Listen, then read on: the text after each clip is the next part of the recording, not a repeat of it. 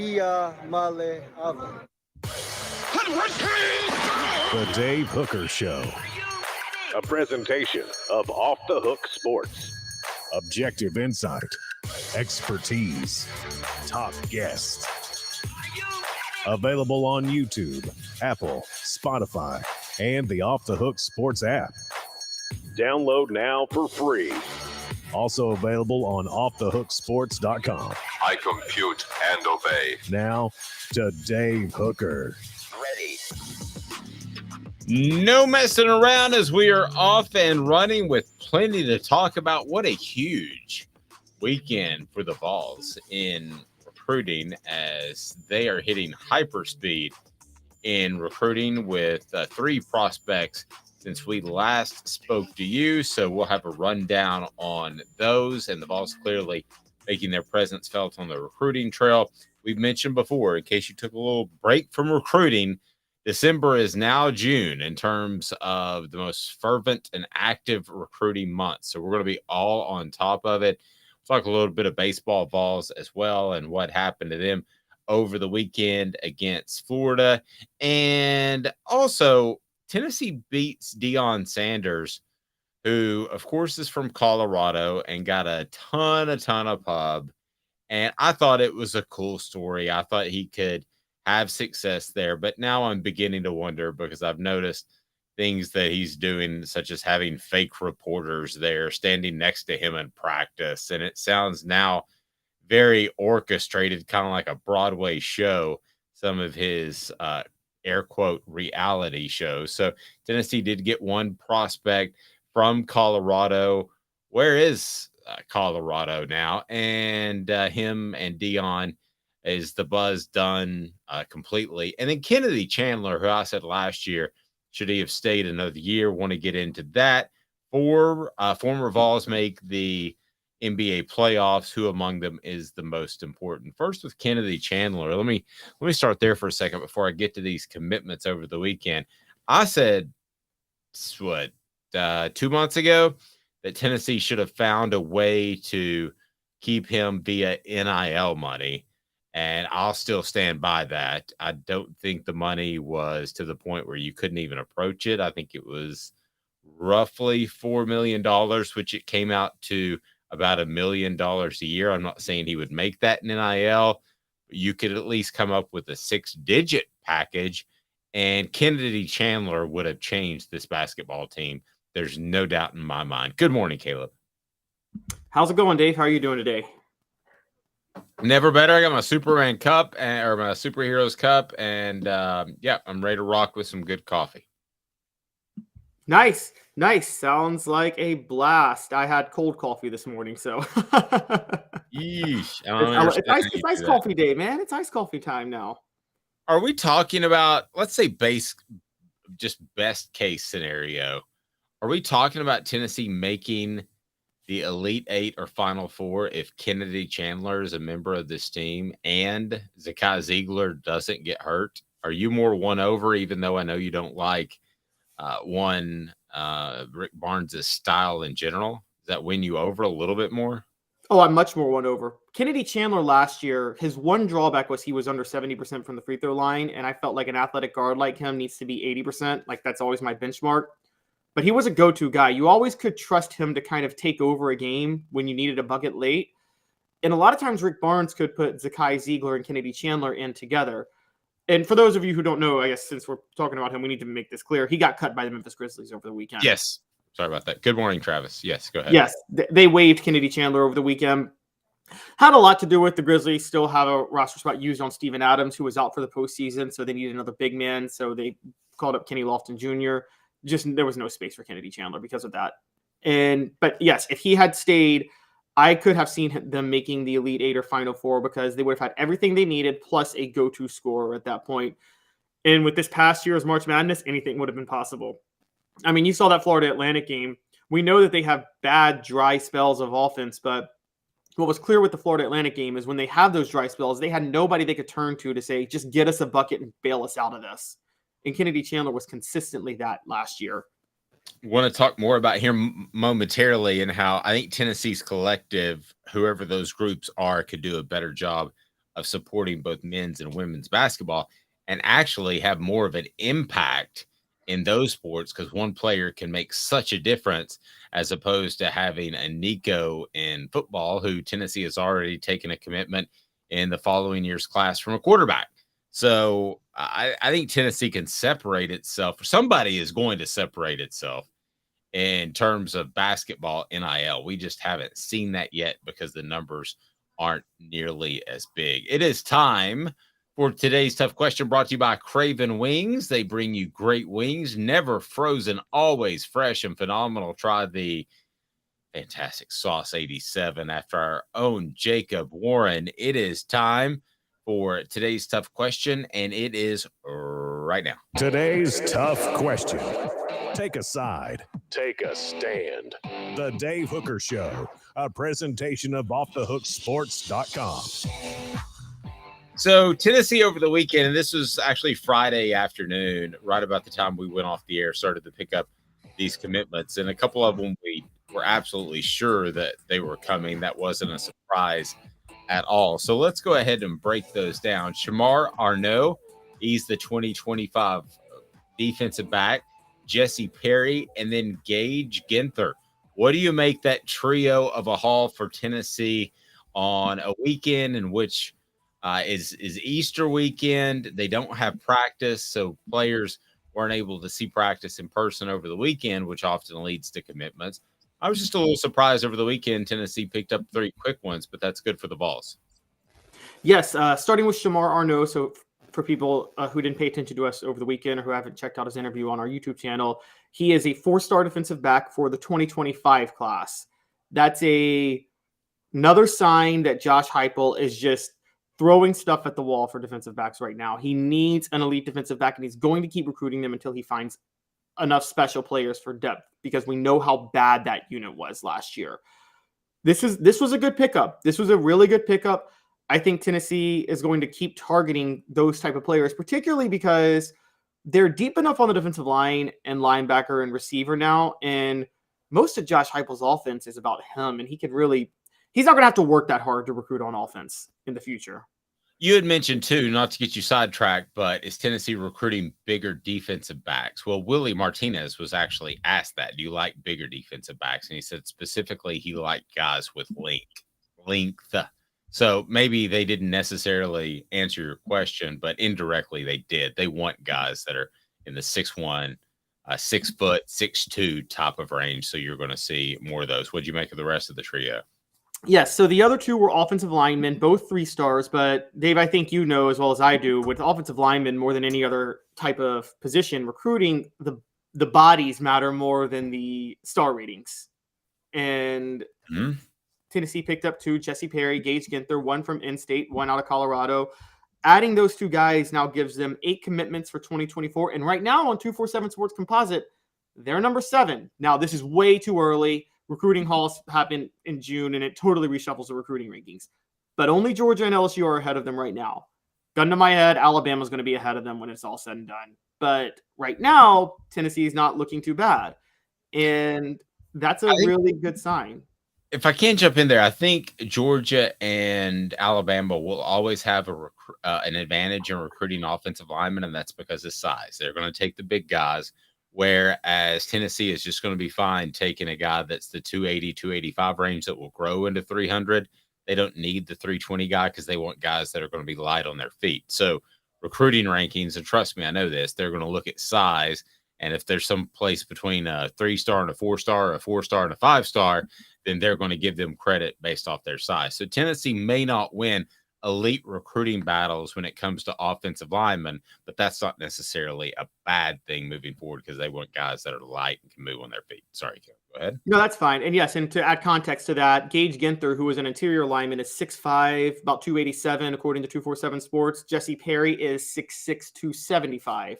Now you expect them to put on some weight by the time they arrive at Tennessee because they have another year of football left, and then there's going to be conditioning and they'll probably ride the bench for a year or 2 before they even see the field.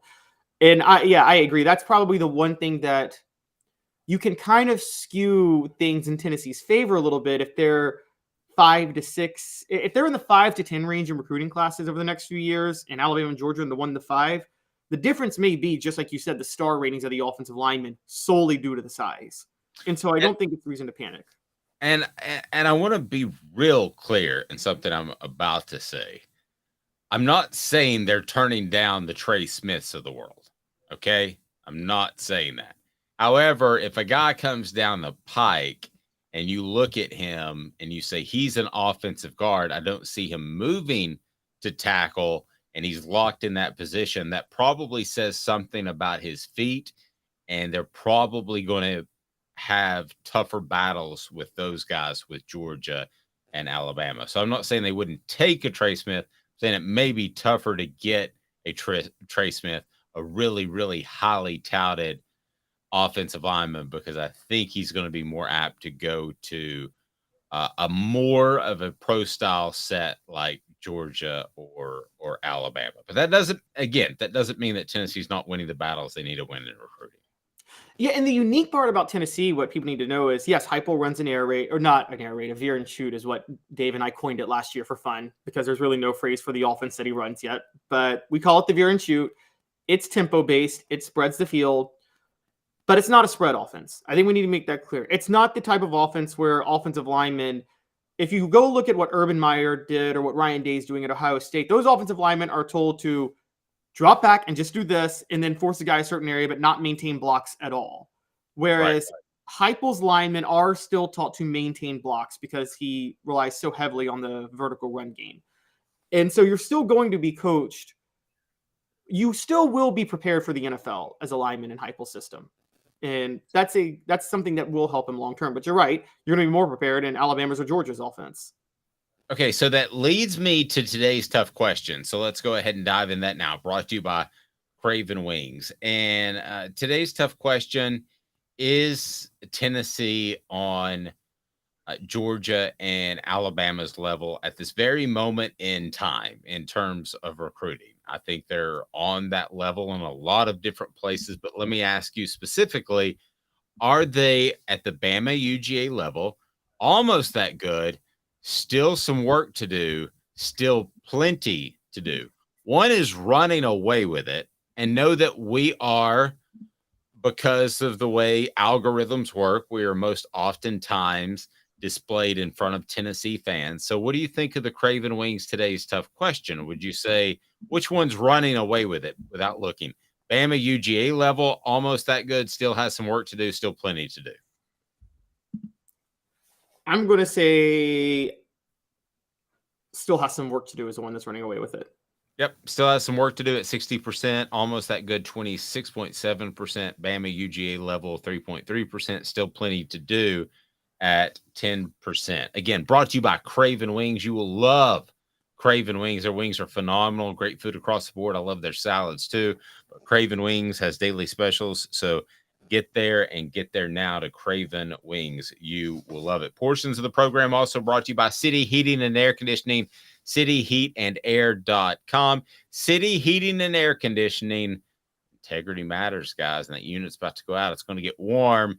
And you want to know that if you're, hey, I'm just saying, your unit just needs a part instead of a whole new unit, which can be thousands of dollars, City Heating and Air Conditioning, cityheatandair.com. So that's today's tough question. Apparently, Tennessee fans are being very honest with themselves and say, hey, this recruiting needs some work. And I talked to somebody in the recruiting office. They told me, they said the recruiting is not on point. Just want to let you know that it's going to get even better, which I think is a good sign. I don't think that's a bad sign. But I think they're getting incredibly close. Please hit that thumbs up button, the like button. We greatly appreciate that. If you don't do that, then we can't open it up to more listeners and bring on major guests like we're going to be doing. We're going to have John Adams of the Knoxville News Sentinel joining us very shortly, and also our Celebrate 98 series that we're incredibly proud of. Reminding you that Zul Beer, xulbeer.com, is the official craft beer of Off the Hook Sports. Great parking downtown, and zulbeer.com has worldwide award-winning craft beer. It is phenomenal. Zul Beer, xulbeer.com if you're on our audio platform. All right, so the Deion Sanders thing. I bet full bore, was into it, was excited, thought that he only needed to hire a Cutcliffe and a Chavis, a competent coordinator, and he's going to be off and running when it comes to recruiting. And I still believe that. But the question is, what does it mean that Tennessee football beat out Deion Sanders for Ginther, who is from Colorado? Well, I'll tell you what it means. I think some of the shine's off. I think some of the shine's off Deion Sanders. You know, he did the "We Coming" and all that stuff, and that was neat. And I watched a little bit of it. But then I mentioned to you at one point that his Deion special that was on Netflix or whatever it's on had fake reporters. They're standing there with full notebooks like they would have gotten in their school supplies from, I don't know, Big Lots. And they're asking about, how about number 82? And how about, and that's just not the way. I mean, first of all, you don't stand right next to coaches during practice. Second, you have a reporter's notebook. Third, you know who number 82 is. Okay, so you don't say who's number 82. Who's that guy, you know, that has I'm trying to think of a name, Smith across his back. I mean, you know who it is. You know who the players are. If you don't know who the players are in the first day of spring camp, you got a problem. So my answer to your question about Tennessee beating out a Colorado prospect to leave is that at the end of the day, there's going to be a balance sheet, and Deion Sanders is only going to have so much money to spend, and it's not going to be in NIL money. It's not going to be initially as much as Tennessee, Georgia, Alabama, Southern Cal, USC. There's going to be 20 plus schools. They're going to be able to spend more than him, Caleb. And he's going to bring in endorsements in year 2, and you could have the Buffs made tough by Ford, built tough. And then that changes things. But as for right now, he's pitching a product that had, I think, 2 wins last year, that it hasn't been very good. And I think there's a glass ceiling in year 1 of what you can accomplish from a recruiting standpoint. You?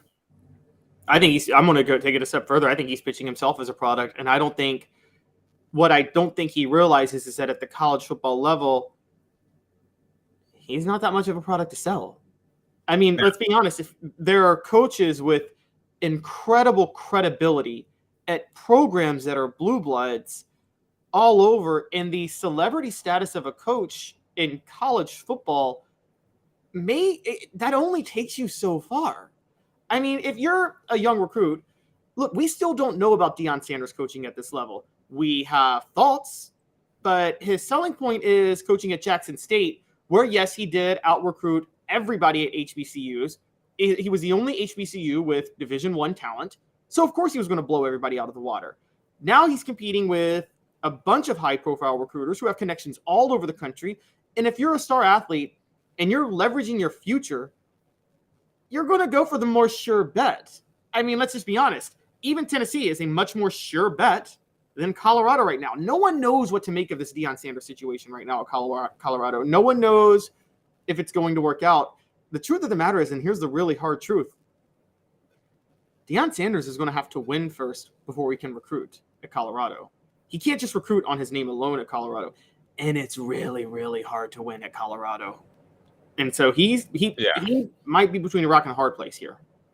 No, and he may win. His son's a very good quarterback, could start anywhere in the SEC, and he may win. But as far as Tennessee going against Colorado, if you see that matchup in recruiting, I would not be overly concerned.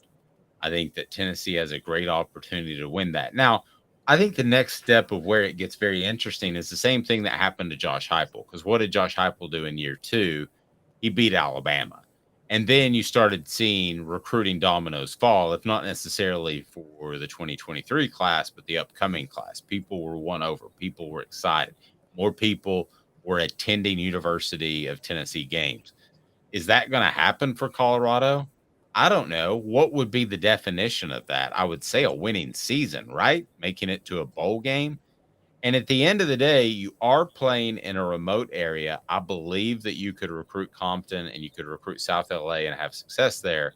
And they did that before under Bill McCartney. But at the end of the day, you're in a Pac-12 that's about to get ripped apart.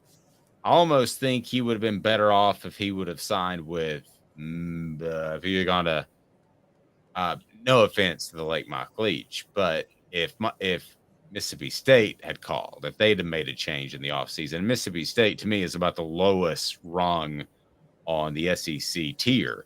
But I think the lowest rung on the SEC tier, the point I'm trying to make, is better than a decent tier in the Pac-12, right? I agree. As a matter of fact, this might be a debate for another day because I wonder if Mississippi State has the least to sell of any SEC school, and that includes Vanderbilt, because they might be at the bottom in terms of the least to sell as a program. And, yes. I mean, I don't want to have to say that, but it's a little. There's just so many problems, notable problems with Mississippi State trying to sell. They needed a Mike Leach to sell, but I'm with you. They could still out recruit, I think, Deion Sanders at Colorado. And here's the other thing. And this is a big one. And Dave, you've covered coaches who come and go, who many melt down underneath this type of pressure. And I'm going to say it. Deion Sanders, to his credit, and it's a genius move. He's one of the best cornerbacks of all time, but he's also one of the few football players who was smart enough to create a brand around himself. The NFL is not like the NBA, whereas every NBA player, the NBA is about the individual. Always has been, always will be about the individual. The NFL is about the collective, with a few exceptions. Almost all those exceptions are quarterbacks. Deion Sanders is one of the few guys that, not being a quarterback, was able to create a brand around himself. Now, if you're a superstar athlete and you create a brand around yourself, one thing that you get used to is controlling the entire narrative around you. You control everything. You talked about it with fake reporters. When you become the head coach of a Power 5 football program, you have no control over the narrative. You cannot control the narrative. Long term, you're right. He probably does now. I wonder if the reporters there are calling him Coach Prime, which I would never do, which he has requested to be called Coach Prime. Sorry, that's not going to happen. You know, if you don't like being called Deion, I'm not going to call you Coach. You're not my coach. I mean, that's just that. I'm not going to say who, but at a media agency, they said, "Hey, everybody's tired of our host calling the coaches by their first name. You should call them Coach out of respect." Out of respect for what? I mean, this is not a doctor that is, you know, doing some sort of bone graft on me. I'm going to call him doctor. Why am I going to call Lane Kiffin, who's younger than me, that doesn't coach me, a coach? And it just makes no sense. And if I called Philip Fulmer a coach instead of Philip, he'd look at me like I was weird or trying to kiss up or something. So, I mean, I just, that sort of penny ante stuff to me is going to undermine him. And it's something that Josh Heupel doesn't have because the program is genuine. I'll give you another one. So, you know how I was turned off by the reporters having the full notebooks, which nobody ever has, right? Yeah. Well, just like 2 weeks, I saw Believe in Him or something, this video. You know, our videos pop up. Maybe some of ours do as well. But there's this video of him and his guys are trying to get 225, which is the standard at the NFL Combine on bench. And they were struggling to get it 1, 2, 3 times. And he lays down, "Don't ever doubt me. Don't ever doubt me." And he gets it like 12 to 15 times. Now, I'm not Deion Sanders level of athlete, but I am 50. I'm close to 50 years old. And I believe he's 53. Unless he lifted every day, he's not laying down and doing 225, 12 to 15 times. That is a substantial mark for a person that's 50 years old. So the first thing I thought is the outside plate is hollow. And they do this on bodybuilding videos all the time. That the ones that tell you, you need to do the special pump when you do the Arnold pump and all that. They're using hollow weights. So it makes it look like they're lifting more. So he's already lost his authenticity with me. And I wonder how many other people and then high school kids he'll lose that with. To me, it was because of the notepad thing. But now maybe people are. There is a Emperor has no clothes moment with Deion Sanders. Yes. And it's going to take one player. The players are all going to buy in for a little while, but at some point there's going to be one notable player that points it out. The minute that one player points it out, everybody's going to start pointing it out. Thank you. Rebecca says exactly. He's got to prove himself right now. He's just a lot of talk. I think that these kids can see some of that. Yeah, I think they can. And if I'm seeing it 49 years old, then they're seeing it quicker than me. Okay? Because kids see stuff a lot quicker. Kids will say, "Oh, that guy's a phony." My kids way before I do. I mean, like weeks or months before I do. We'll say that guy's a phony. My son said Russell Wilson's a phony. Like when he left the Broncos, left Seattle for the Broncos. He was right, and that was like a year ago. It took me to like last month to figure it out. And also, kids aren't swept up by Deion the athlete. No kids today remember Deion the athlete. So I will say that kids watch highlights. I thought you might go there. My son definitely knows who Deion and Bo Jackson is because of highlights. Yeah, but they're not going to be starstruck the way we would have been. No, they don't realize that when he lined up for a punt return in the playoffs, that there was a 50-50 chance he was going to take it back. Exactly. They don't realize it was that scary for the other team. I mean, they're not going to fall into the aura with Deion the way we might. And the other point is, on a smaller scale, you're seeing this, by the way, with Memphis and Penny Hardaway, who's not doing a bad job at Memphis. But as you know, Penny Hardaway is a transcendent legend in Memphis. They love him. He played for the Tigers from there. He's beloved in every way, came home to coach the team, and he's had a couple of meltdowns snapping at reporters for questioning his ability to do the job, because he's not used to that type of scrutiny. And I mean, I always say, like, the aura of people can fall fast. You know this, Dave, with Tennessee. Younger Vol fans in the 80s had no memory of Johnny Majors in the 50s. So they didn't feel any loyalty with him whatsoever. No. Travis says, I disagree on 225. If you get to where you can bench 315 for multiples, you'll always be able to do 225 for reps. Just saying. Well, that's true. I did 300 once. I racked the weight. I asked the guy if he helped. He said no. I got my dog a case of beer and went on the boat and didn't work out for 6 weeks. So I did not get 315 for multiples. I got 3 once, and I was good with that. Back in 2 minutes, some more Tennessee football recruiting, but also Kennedy Chandler. What should Tennessee have done, if anything, to try to keep him in the fold? And some former Vols in this year's NBA playoffs. Who among them is the most important? A lot going on. It's Friday.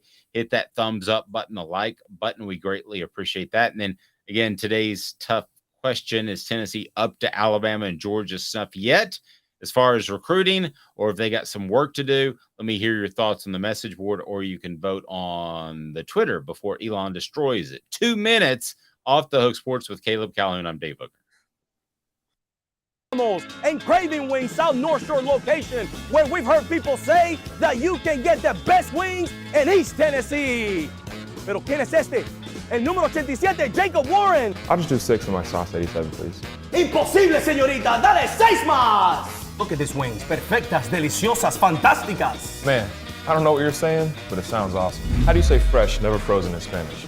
Frescas, nunca congeladas. Make your way to Craving Wings and get you 6 más. But what was funny about Cadis, we were a full continuum of care at that time. We had detox, we had inpatient, we had outpatient. So we were doing a lot of the things that we do now. But now we just do them so much better. It's really a simple program, but we're complicated people. I am what I am, and now I got to do something about it. You can take your life back. Call Cadis today. Got cataracts? We can fix that. Never miss another moment.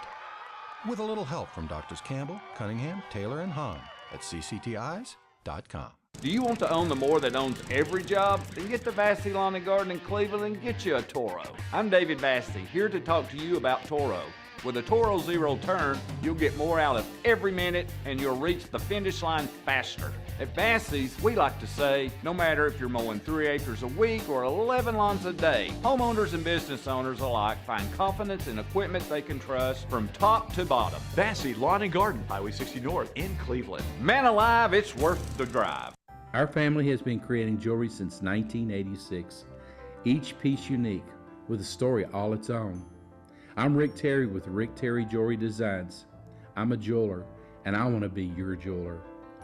We're grateful that you chose us to be Knoxville's best jeweler. My family and staff look forward to serving you. So please come see us. Kingston Pike and Campbell Station Road in the heart of Farragut, and downtown on Gay Street, right next to the Tennessee Theater.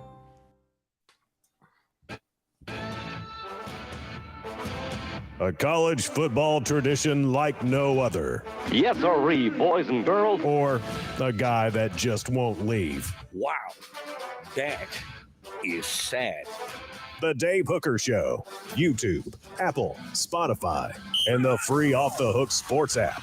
A presentation of Off the Hook Sports. Back to Dave Hooker. So what we've learned so far is that my bench numbers ain't great.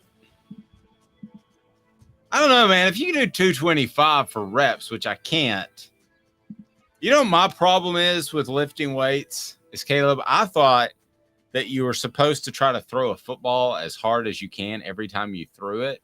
So my right shoulder is just shredded. My left shoulder could probably do like 300 pounds, but it's my right shoulder that could end in a very bad weight room disaster.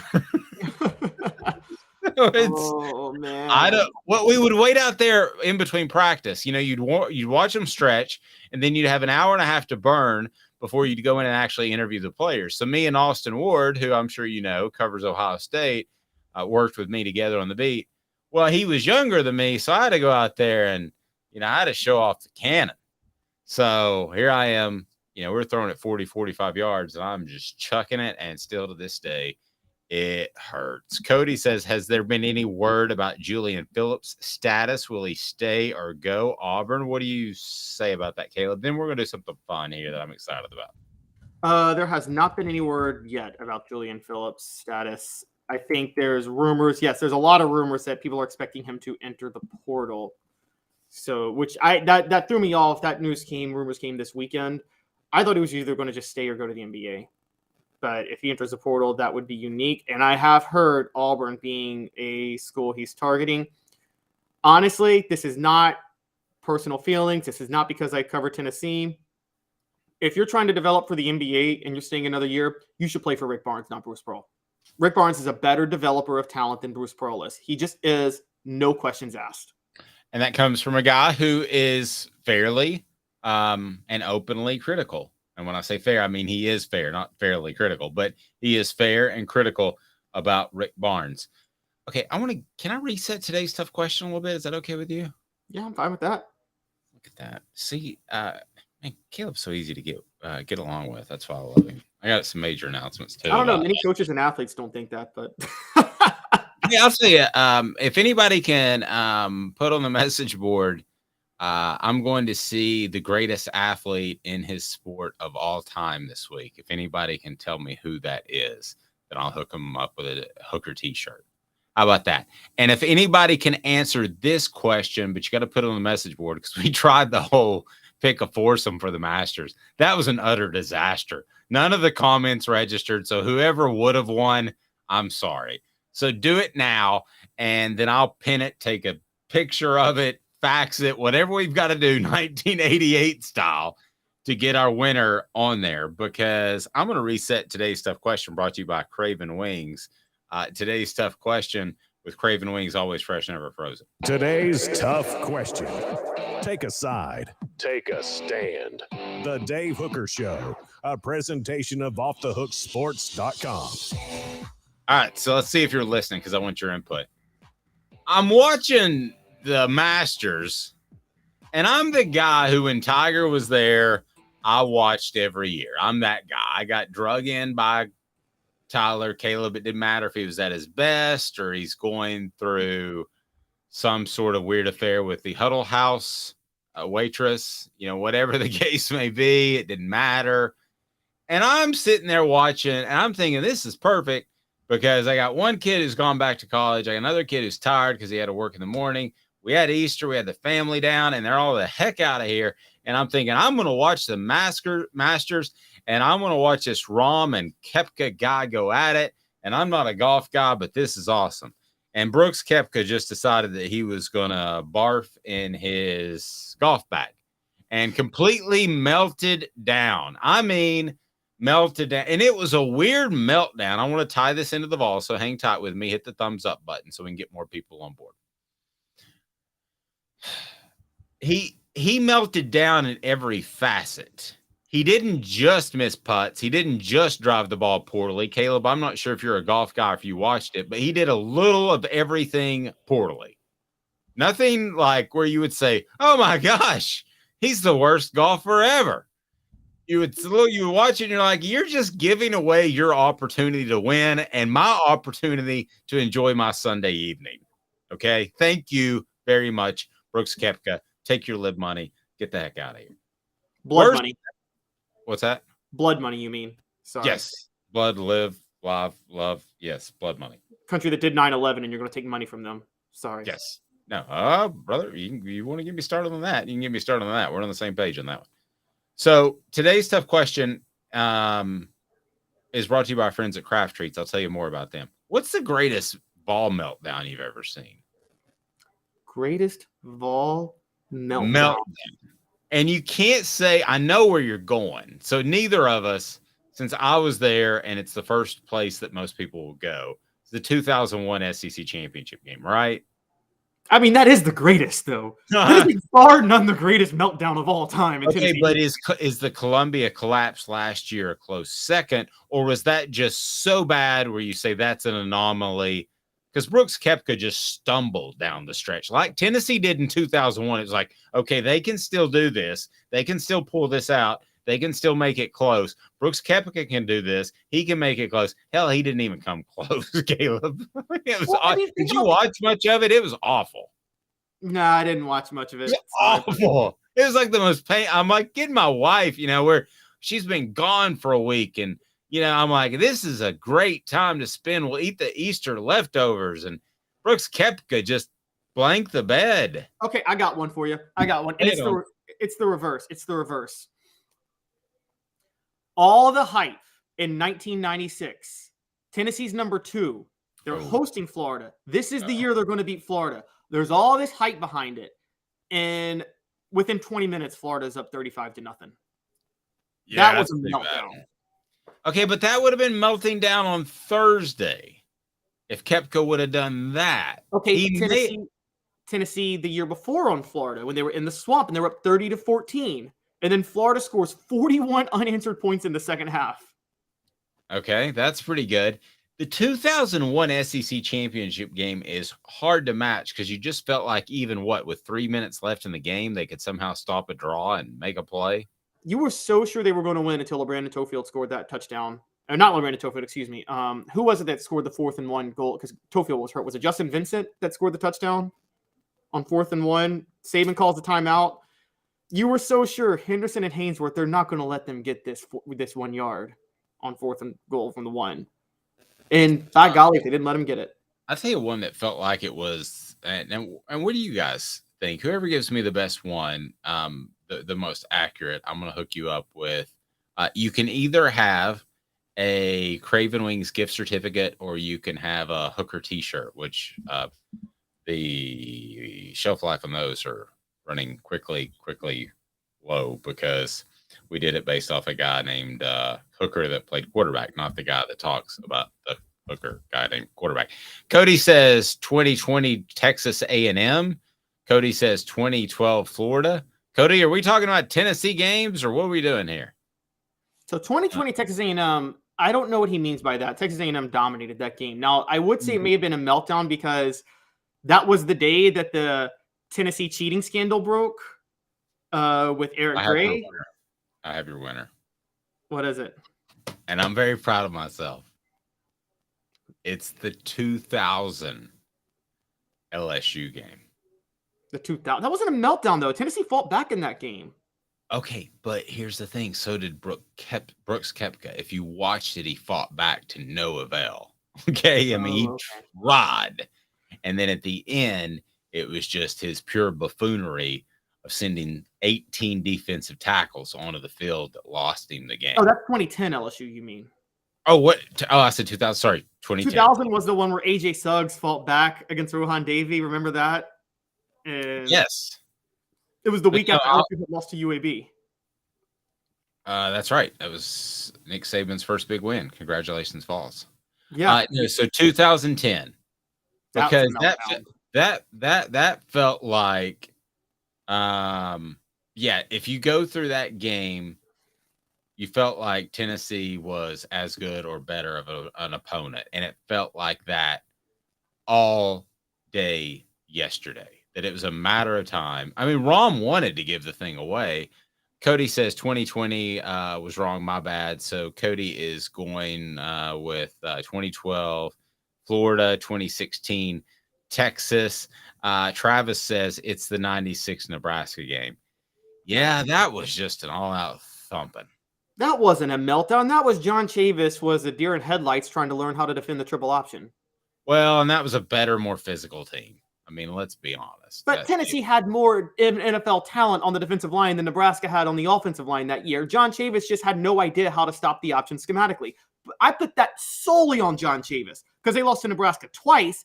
Then they lost to Kansas State in the Cotton Bowl. And Dave, let's just be honest. It became very clear John Chavis just never knew anything about how to stop the triple option. True. Okay, so the worst meltdown then, if, again, an opponent was worthy. See, that's why David says put 2023 South Carolina. I don't put them in there because I don't think they were worthy. I think that's more what you did than what they did. I totally agree. It was more about what Tennessee, and it wasn't like Tennessee, you never really felt Tennessee was in that game, honestly. You felt they could come back, but it's not like they ever fought back and tied it. No, South Carolina just controlled that game from start to finish because of Tennessee's inability to stop them defensively because of the. And then you had the Hooker injury that if there were any chance that Tennessee was going to climb back in it, that was the end of it. And then you said what was the 2015 Florida game that brought up? Oh yeah, Rob Miller 2015 and 2017 Florida games. 2015, both of those. That was Butch Jones versus Jim McElwain, and like that's the Dumb and Dumber sequel. Okay, because 2015 Florida was the worst. Dave, I don't know if you remember this game. That's the one where Florida was down by 13 in the fourth quarter. Jim McElwain sends on the field goal unit. And Butch Jones doesn't have his field goal block team because he was shocked that he brought up the field goal unit. Butch Jones burns a timeout to get the field goal block team on. And then Jim McElwain decides to go for it and converts. Who cares if you don't have the field goal block team on? They're going to kick a field goal and you're going to get the ball back still up 2 scores. Don't burn a timeout. No, I'm with you. And as much fun as that discussion was, let's be honest, it's the 2001 SEC championship game, right? Stands out above all. 2001. I mean, because Tennessee was a better football team. Brooks Koepka is a better golfer than John Rahm. Yes. I mean, he at the end of their careers, I don't care if you're live or what, you will look at them and say Koepka's better. By the way, some guys living on that live money, Koepka looked a little chunky there. Looked like a lower, I don't know, body fat percentage. Saudi Arabians like to give Americans higher body fat percentage. He looked a little chunky. I'm just saying, when you pay people up front, you give them $200 million to be Brooks.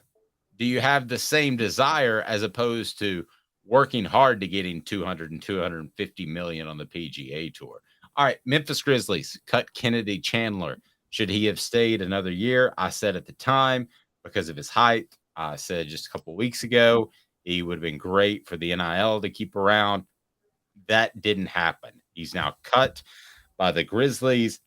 You'd think if he could have his druthers, he could have his do-over, he would have stayed at Tennessee another year. I think possibly. It depends on where he lands being waived. He wasn't waived because he's not a good player, and there's a lot of signs that another NBA team's going to pick him up. He was waived because the Grizzlies need to make room for a big man because Steven Adams is hurt as he gets set for the playoffs. True. What does that mean for Kennedy Chandler? Kennedy Chandler would be making $700,000-$800,000, I believe. Let's say $600,000-$700,000 in NIL right now. If Tennessee was committed to that and the collectives were committed to that, there would be no question in my mind that he would be making that type of money.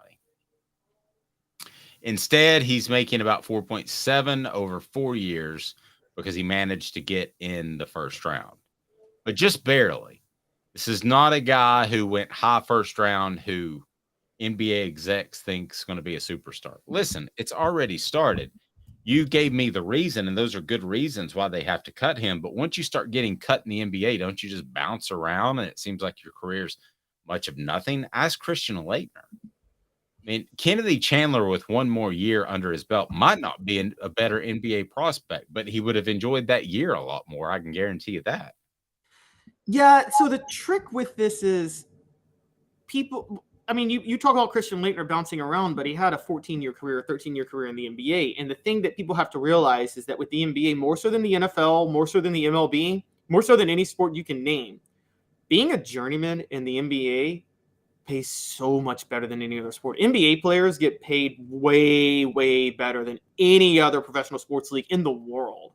I agree, but psychologically, wouldn't you want to be, as far as a career goal, wouldn't you want to be at one team and be known for that one team?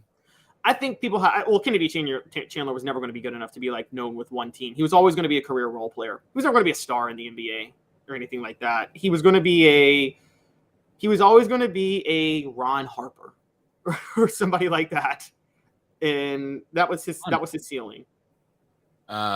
Yeah, but Ron Harper fell at that one team that wanted to make him a priority, eventually the Bulls. He was pretty talented before he got hurt, but he fell with that one team, and we now associate him with the Bulls. I get the feeling that after 12 years from now, Caleb, when we're sitting here and we're having this conversation, we don't really have a team that Kennedy Chandler most associates with.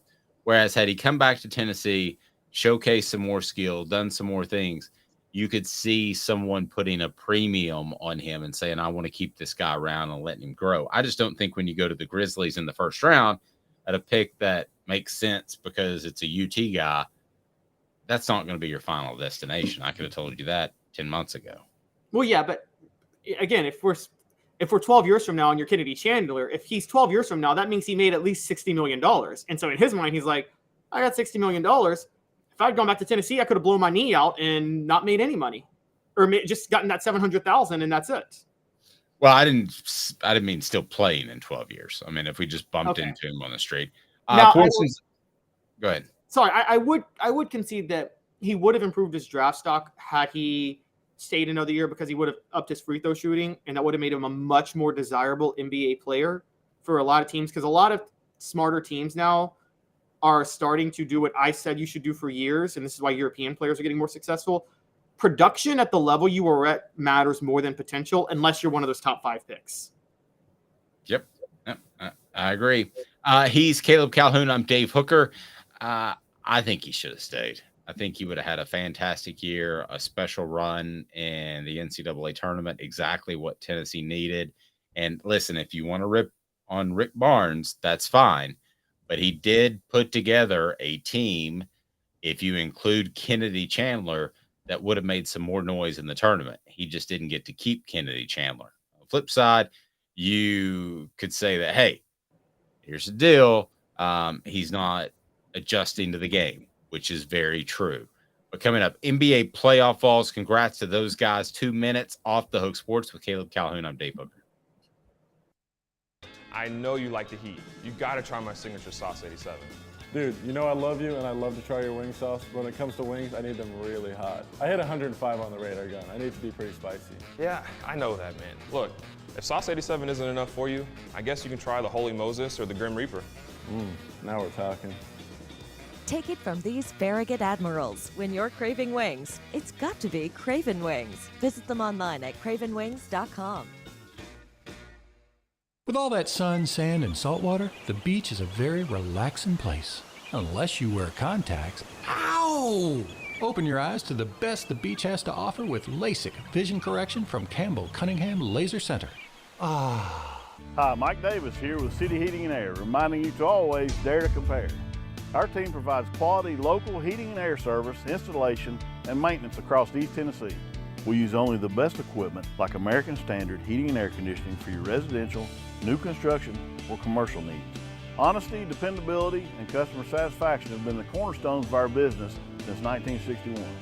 City Heat and Air. Dare to compare. Before Cadis, I was really heavy into the drug culture. I was selling drugs. I was just constantly in pain. I was missing like a good support system in my life. Cadis has given me everything that I need in order to successfully have a wonderful recovery, in order to have a life that I didn't even know was possible before. And it's not just about me anymore, and I love that. I absolutely love it. You can take your life back. Call Cadis today.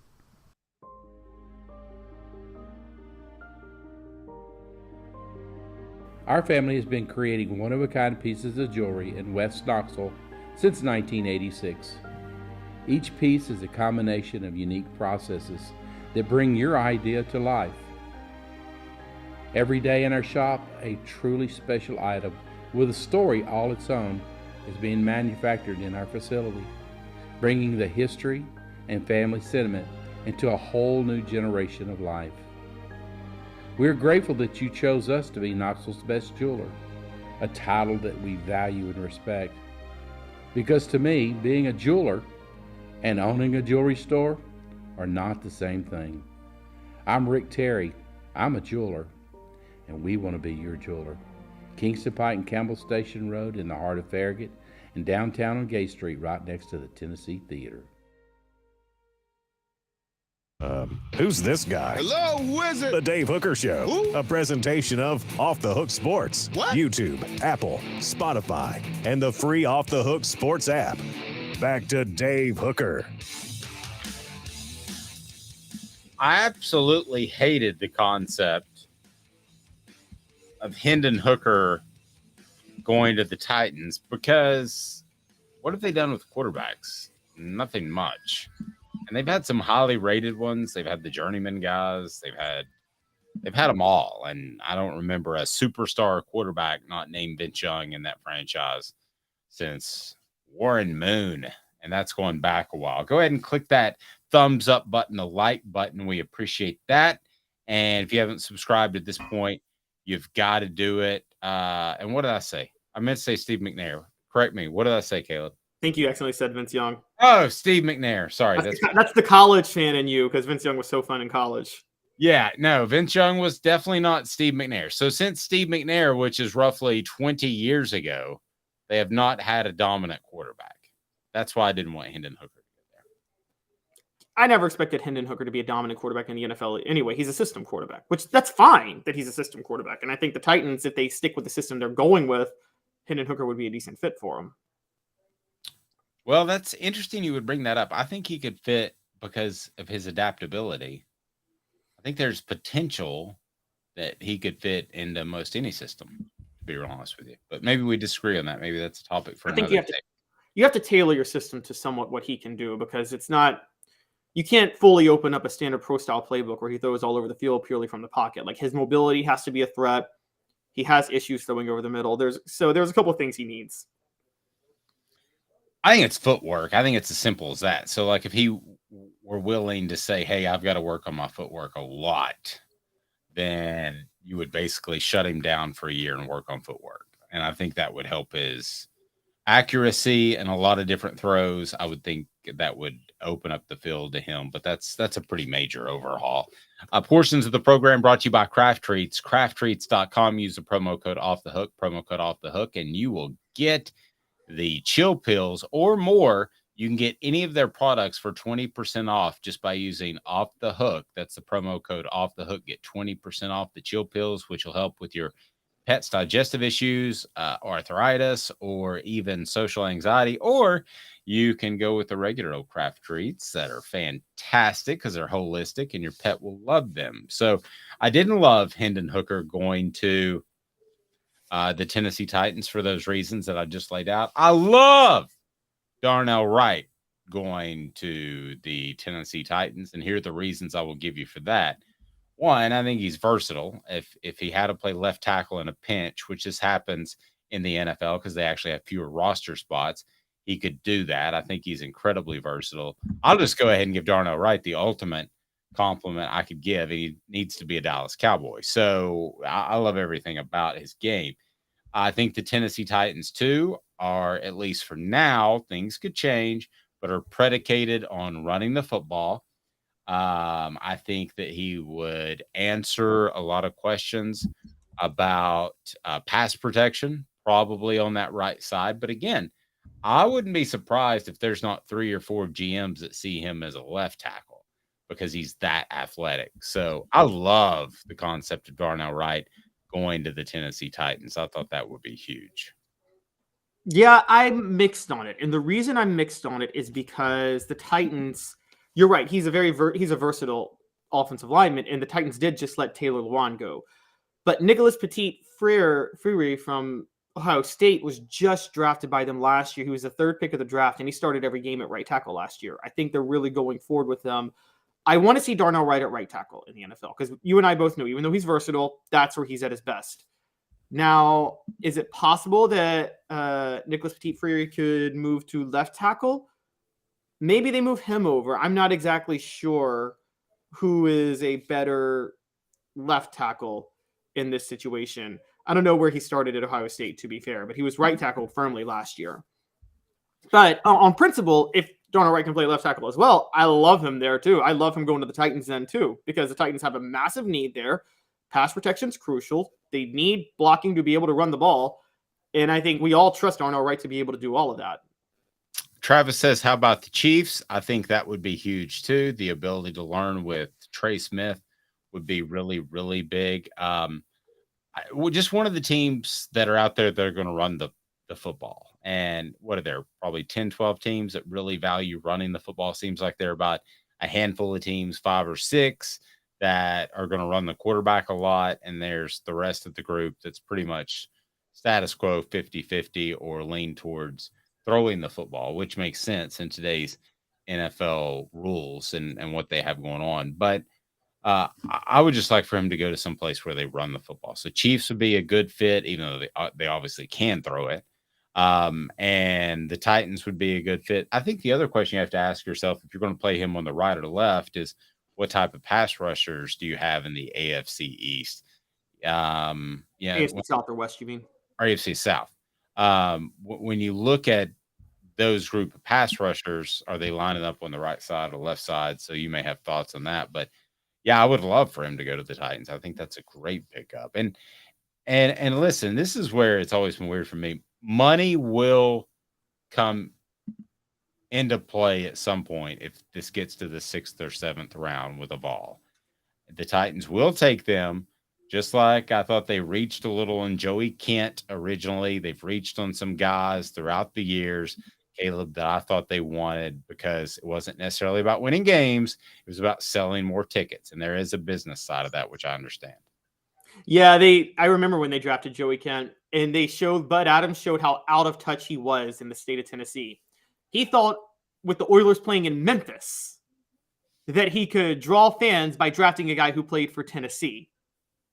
That wasn't going to work, as you and I know. And Memphis was already, I think rightly so, I'm a Titans fan, but I defend the city of Memphis for this. They had every right to boycott the Oilers when they played in Memphis. They knew they were going to stay for 2 years, and try to use that money to build the stadium in Nashville. I got to defend my hometown. Memphis fans had every right to boycott the Oilers playing in the Liberty Bowl for those 2 years and to humiliate them, because the way they did that was awful. No, and it seems like ancient history, but at the time I thought, this is really stupid. Yeah. They thought that Memphis people would root for a team that was going to go to Nashville, not realizing the rivalry that existed between the two cities. Yeah. So it's like you've got a wife who says, I'm going to leave you in 2 years, but let's make the best of it until then. And then you can have great memories about me after that. Yeah, exactly. Not only am I going to leave you, I'm going to leave you for the person that bullied you in high school. Yes. That is better looking and sexier and just lives down the road, because Nashville is a better looking, sexier town than Memphis. It's pristine. Memphis is more blue collar. Oh, I knew that would rub him the wrong way. Yes. Nashville's a little, look, I like Nashville, but it's two different types of cities. Nashville's very pristine and fancy, and it's where the country music stars put on the makeup and put on the yak. Memphis is the blue collar town where the people were actually about the life they're singing about. See, there he goes. It's that little Memphis sensitivity he has. Brought to you by Vassy Lawn and Garden. Man alive, it's worth the drive. Toro, count on it in Cleveland. Vassy Lawn and Garden is absolutely phenomenal, so you have to check them out. You will love them. Vassy Lawn and Garden, man alive, it is worth the drive. And here David Vassy will tell you more. Coming up, so we've got Darnell Wright going to the Titans. We're good with that. And then the former Vols that made it into this year's draft. Pretty impressive. You like the playoffs, this year's playoffs. Playoffs, yes. It's pretty impressive that they made 4 Vols made playoffs. I know you like to rip Rick Barnes, but yeah, but we're about to debate on how many of Rick Barnes' fingers are on these Vols in the playoffs. Fingerprints. Stay tuned. 2 minutes off the Hook Sports. To own the more that owns every job, then get to Vassey Lawn and Garden in Cleveland and get you a Toro. I'm David Vassey, here to talk to you about Toro. With a Toro Zero Turn, you'll get more out of every minute and you'll reach the finish line faster. At Vassey's, we like to say, no matter if you're mowing 3 acres a week or 11 lawns a day, homeowners and business owners alike find confidence in equipment they can trust from top to bottom. Vassey Lawn and Garden, Highway 60 North in Cleveland. Man alive, it's worth the drive. Hi, Mike Davis here with City Heating and Air, reminding you to always dare to compare. Our team provides quality local heating and air service, installation, and maintenance across East Tennessee. We use only the best equipment like American Standard heating and air conditioning for your residential, new construction, or commercial needs. Honesty, dependability, and customer satisfaction have been the cornerstones of our business since 1961. City Heat and Air. Dare to compare.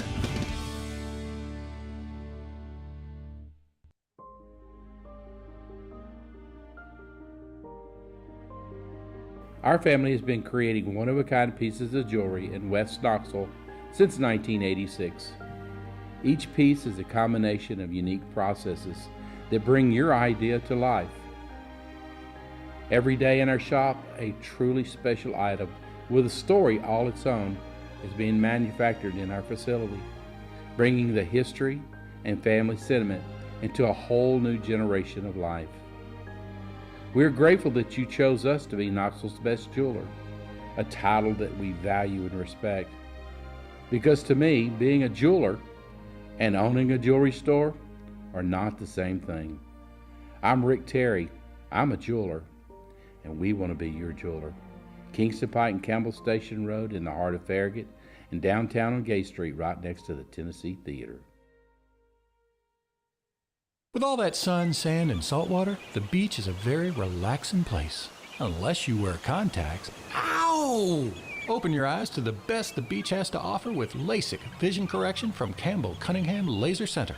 Ah. What's up, everybody? This is University of Tennessee tight end Jacob Warren, proud to announce that I'll be working with Craven Wings again this season.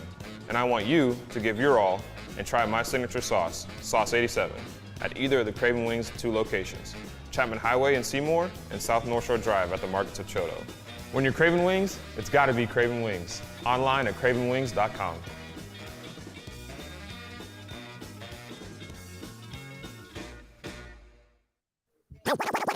You're listening to The Dave Hooker Show, a presentation of OffTheHookSports.com. The internet is full of pictures of each and every one of you. Available on YouTube, Apple, Spotify, and the Off the Hook Sports app. Download now for free. Is there nothing you people can't do? Also available on OffTheHookSports.com.